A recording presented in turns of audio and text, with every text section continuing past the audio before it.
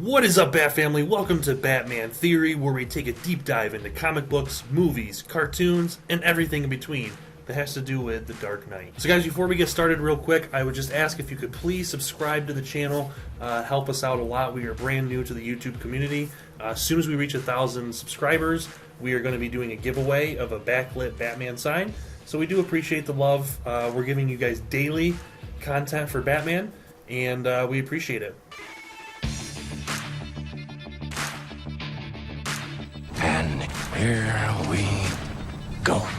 So in today's episode of Batman Theory, I want to talk to you guys about what to expect with Robert Pattinson's Batmobile in the upcoming film, The Batman, coming out next March 2022.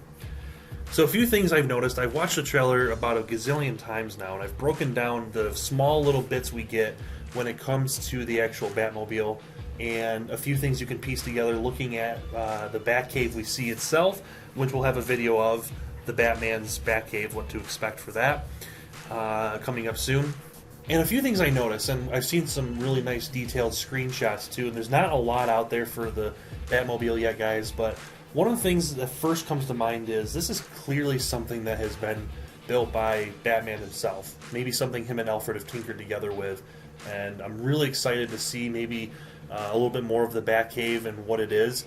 And one of the things I also notice is how realistic it looks. It looks like something that a real-life Batman would have. It doesn't look like an absolute tank. As much as I love the Tumbler, as much as I love some of the other Batmobile incarnations, this is by far the most subtle Batmobile we've gotten on in any iteration I've seen in a long time, and definitely from any live-action one.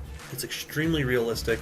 It really looks like a sports car. It actually looks more like an old-school 1960s, 1970s muscle car. And I'm going to keep saying sports car because that's how my brain works. I'm not really a big car guy, guys. I apologize. I don't know my car terms very well. Yeah, it looks like a heavy-duty muscle car. And this thing looks like it could definitely do some damage. First thing I notice is look at the bumper on it. The bumper looks like it is absolutely reinforced. Looks like it's really good for ramming or plowing through not heavily reinforced wall, or running into something and knocking it over.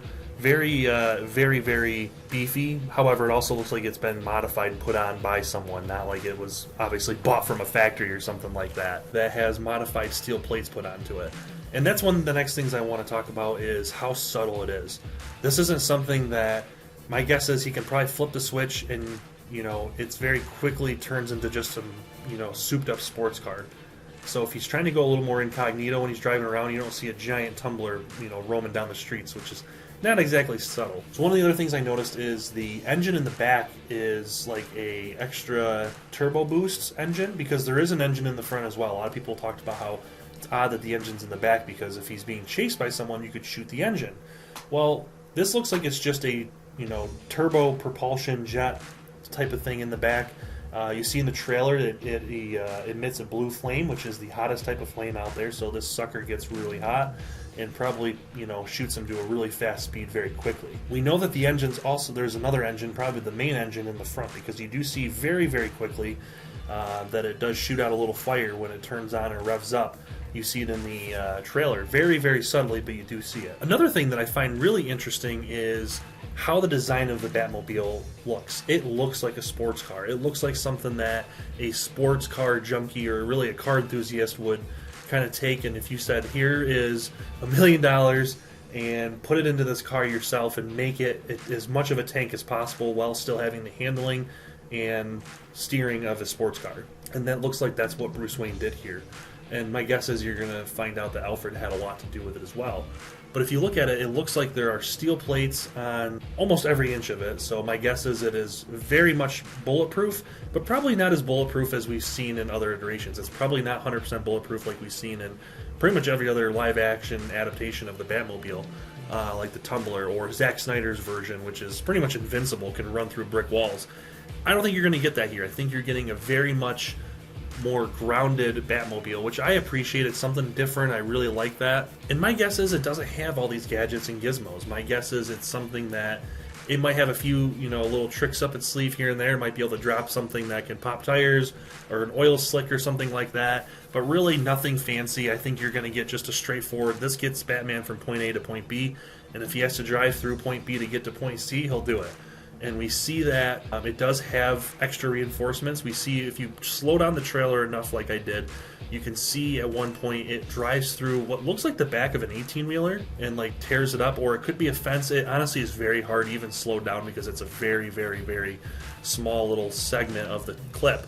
But it looks like it tears through the back end of either a very reinforced fencing and tubing, or it's the back of a semi that's like holding a tank or something. It's really hard to tell, but it does really give us a glimpse that the Batmobile in this is very much reinforced, but it doesn't look like it's going to be invincible, guys. I think this thing's going to take a licking in the entire film.